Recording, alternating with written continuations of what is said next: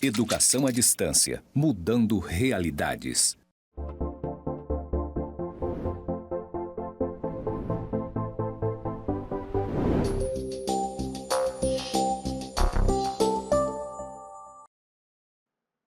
Olá, pessoal. Aqui é o professor André Verdebrum, da disciplina de Direito Tributário. Esse é o meu sinal em Libras. Eu sou um homem branco, cabelo curto, castanho claro, uso barba e estou vestido com uma camisa verde de manga longa, calça jeans e sapato marrom. Hoje eu estou aqui no Instituto Federal de Rondônia, no campus Porto Velho, Zona Norte, e no estúdio tem, ao fundo, uma parede com pontos interconectados. À minha esquerda tem os dizeres EAD mudando realidades.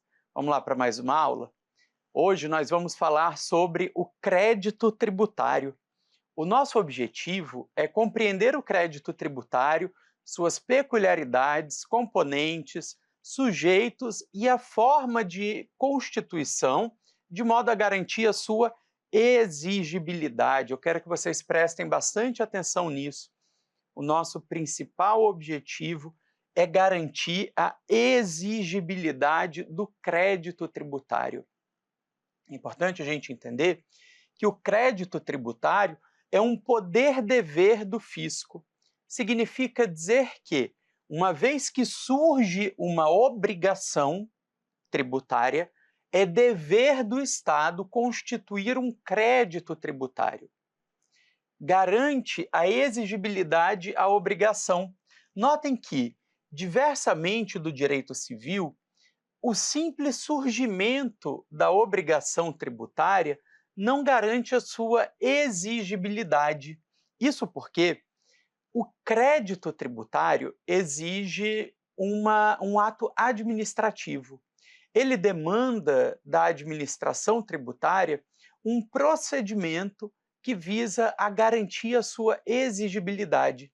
Daqui a gente já consegue entender que a obrigação tributária existe simplesmente pela prática do fato gerador, enquanto o crédito tributário exige um procedimento administrativo, exige um ato administrativo que a gente chama de lançamento.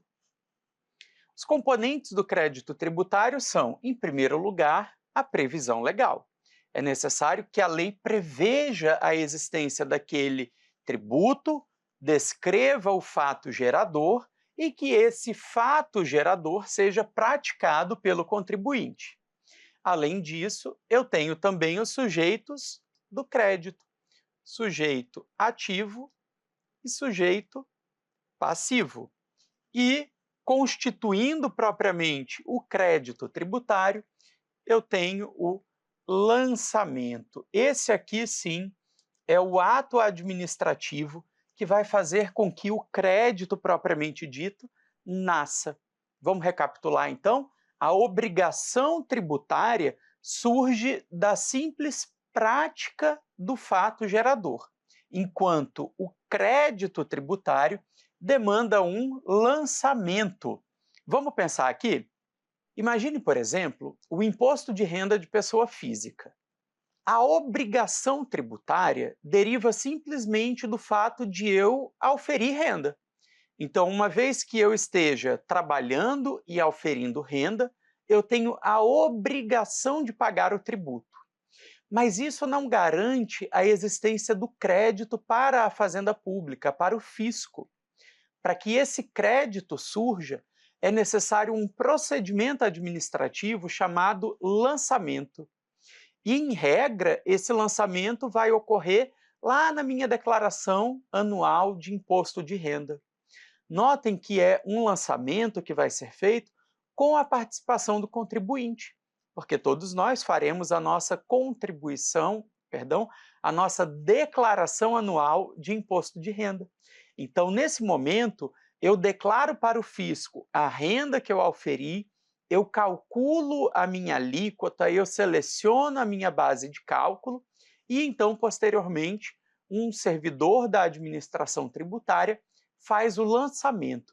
Nesse caso, um lançamento por homologação, porque aquele contribuinte já declarou quanto ele entende que deve E mais do que isso, ele já pagou o valor que ele entende devido.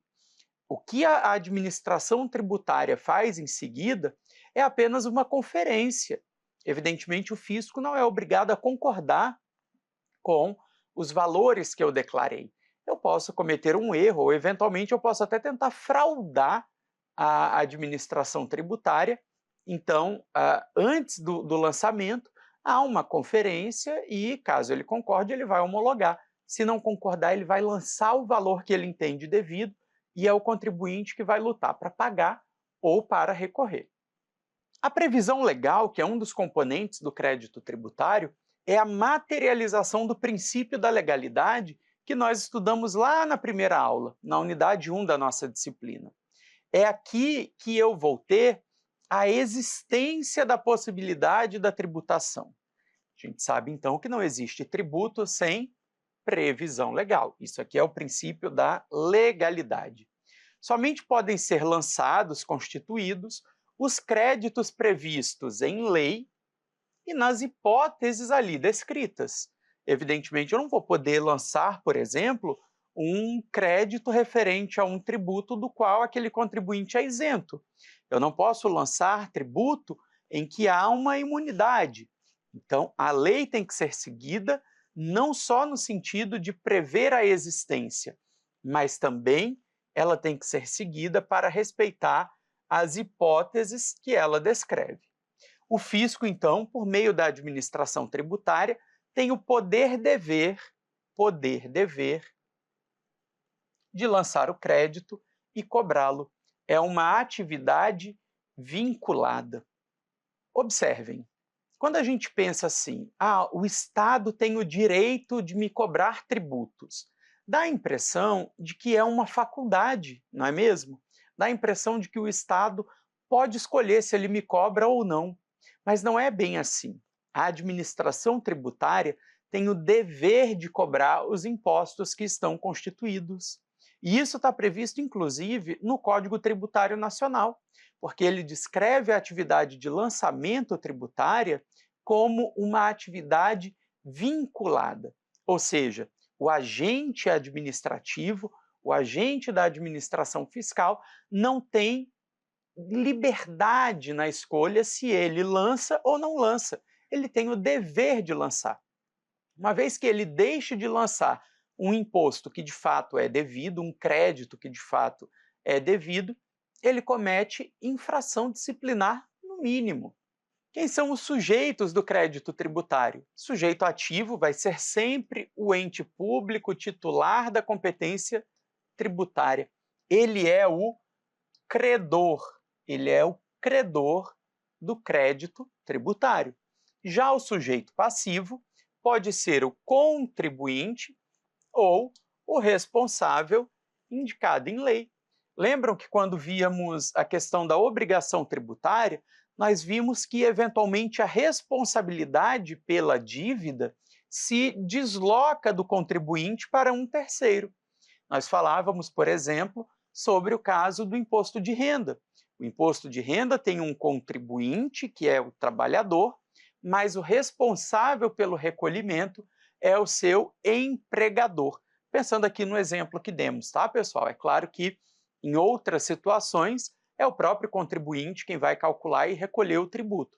Mas pensando naquele trabalhador seletista, né, o trabalhador de carteira assinada, a lei determina que o responsável pelo recolhimento, pela retenção e pagamento para a fazenda, é o empregador. Vejamos aqui o que diz o artigo 142 do Código Tributário Nacional. Compete privativamente à autoridade administrativa constituir o crédito tributário pelo lançamento. Observem, então, que o crédito tributário somente nasce com o lançamento, ele não nasce com a prática do fato gerador. O fato gerador gera uma obrigação tributária. O crédito tributário é constituído pelo lançamento. Assim entendido, o procedimento administrativo tendente a verificar a ocorrência do fato gerador da obrigação correspondente determinar a matéria tributável, calcular o montante do tributo devido, identificar o sujeito passivo e, sendo o caso, propor a aplicação da penalidade cabível. Por que esse dispositivo fala para a gente de penalidade cabível? Em muitos casos, é dever do contribuinte já indicar o valor correto, dizer quais são as bases de cálculo, determinar a alíquota e recolher o pagamento daquele tributo. Em alguns casos, quando deixamos de fazer isso, ao fazer o lançamento, a gente automaticamente recebe uma penalidade. Imaginem vocês, por exemplo, que ao fazer a declaração anual de imposto de renda, você só negue valores, você deixe de fora da declaração valores que efetivamente seriam tributáveis.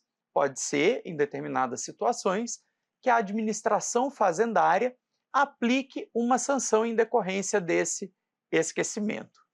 O parágrafo único retoma para a gente a ideia do poder-dever que eu falava anteriormente.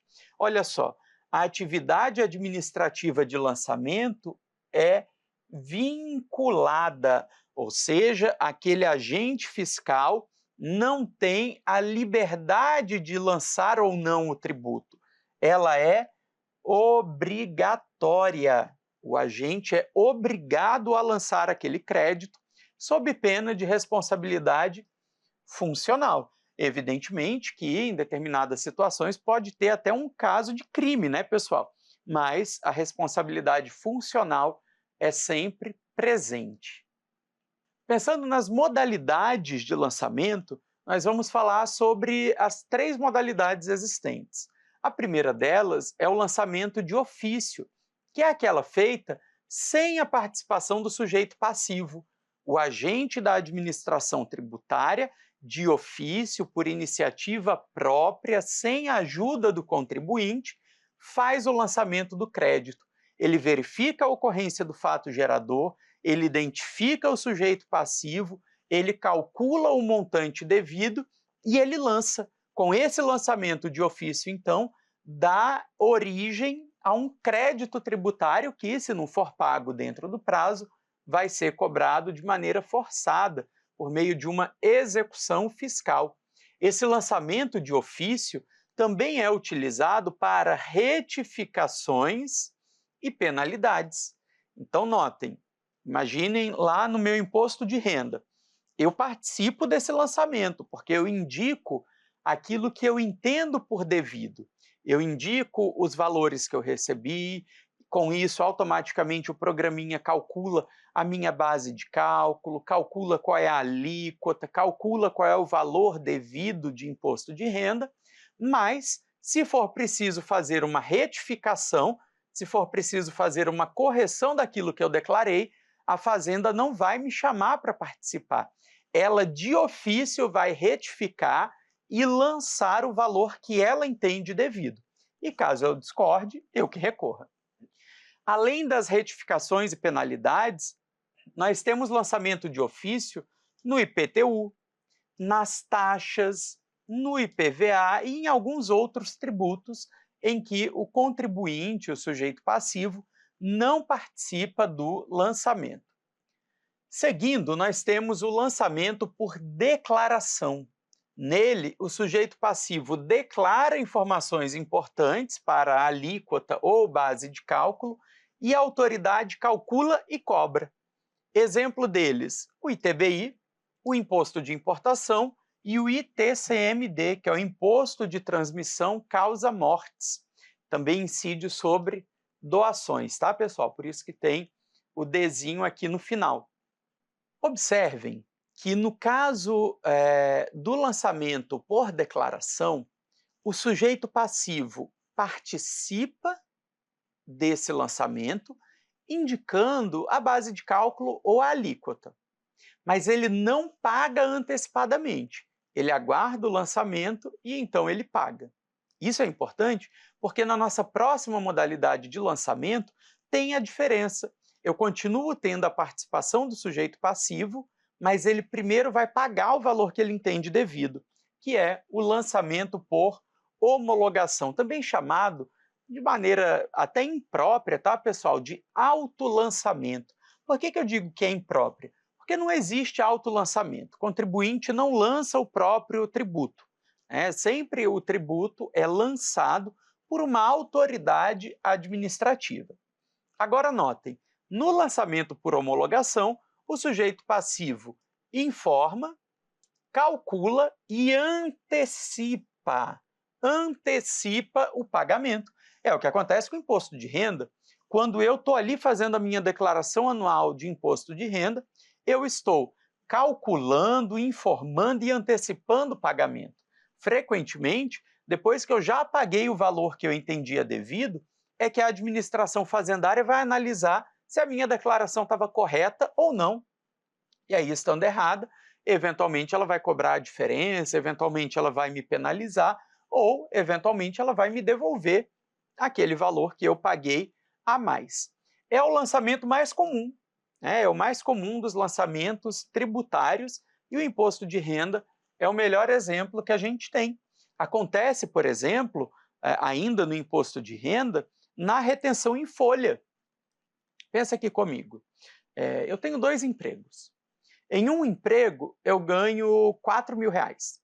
Nesse emprego, haverá um recolhimento tributário de imposto de renda muito baixinho.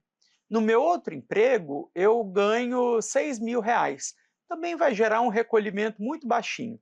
Só que como eu não declarei ainda, eu não fiz o ajuste anual, eu estou pagando muito menos do que eu deveria, porque o imposto de renda considera a minha renda total. Então, observem, ainda que eu tenha pago um valor retido na fonte mensalmente, quando eu fizer o meu ajuste anual, no ano seguinte, eu vou ter uma diferença a ser paga. Esse lançamento, ele vai ser feito por homologação.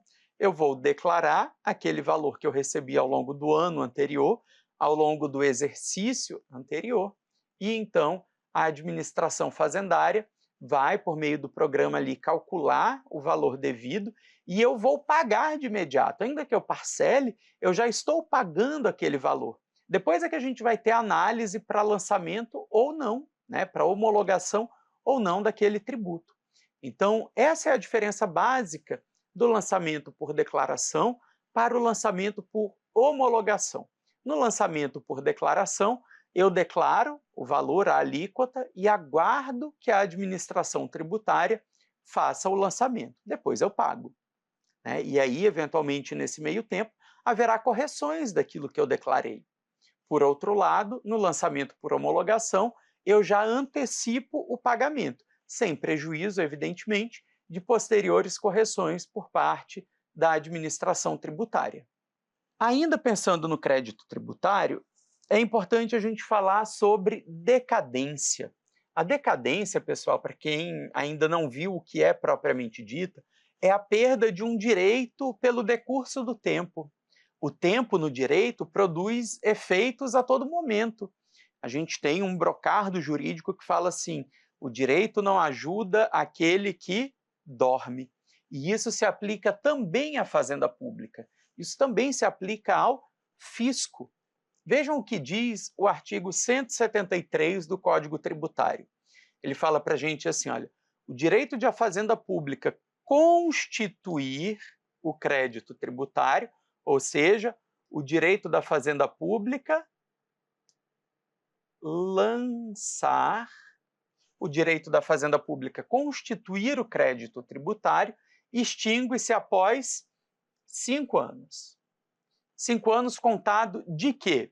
Do primeiro dia do exercício seguinte àquele em que o lançamento poderia ter sido efetuado, ou da data em que se tornar definitiva a decisão que houver anulado por vício formal o lançamento anteriormente efetuado. Então, vamos pensar aqui. Quando é que eu vou ter a decadência do imposto de renda devido referente à renda que eu auferi em 2025? Vamos lá.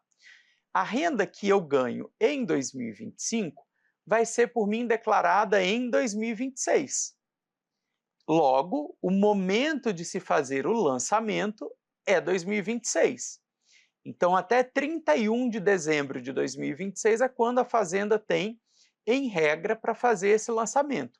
A partir de 1º de janeiro de 2027, começa a contar o prazo decadencial, que é de 5 anos. Então, vai até 1º de janeiro de 2032 para a Fazenda Pública fazer o lançamento daquele meu tributo. Agora, observem que a decadência não se confunde com a prescrição. Enquanto decadência é a perda de um direito, a prescrição é a perda da pretensão, ou seja, é a perda da possibilidade de cobrar de maneira forçada, por exemplo, entrando na justiça. Notem que, com relação à prescrição, o CTN, lá no artigo 174, fala para a gente que a ação para cobrança do título tributário, do crédito tributário, prescreve também em 5 anos, contado da data de sua constituição definitiva. Então, eu tenho 2 marcos temporais. Eu tenho um prazo de 5 anos para o lançamento e outro prazo de 5 anos para a cobrança judicial, né, ou por outros meios, mas para a cobrança daquele crédito que já foi constituído. Então, eu vou ter, se fosse aqui uma linha do tempo, eu vou ter 2 marcos importantes. Eu tenho um marco decadencial, que é o período em que pode ocorrer o lançamento, e eu vou ter um outro marco, que é prescricional, que é o período que eu posso fazer a cobrança daquele tributo. Vejam aqui, então, voltando no parágrafo único do artigo 173, falando sobre decadência, e aí é importante a gente lembrar que decadência está relacionada ao lançamento, está relacionada à constituição do crédito, não à cobrança, à constituição do crédito. Então, olha lá, o direito a que se refere este artigo extingue-se definitivamente com o curso do prazo nele previsto, contado da data em que tenha sido iniciada a constituição do crédito tributário pela notificação ao sujeito passivo de qualquer medida preparatória indispensável ao lançamento. Então, aqui a gente tem uma renovação de crédito, de período, né, de tempo. Muito bem, pessoal. Falamos então sobre o crédito tributário, seus elementos, a forma de extinção, e na próxima aula a gente continua com a disciplina de Direito Tributário. Aguardo vocês. Um abraço.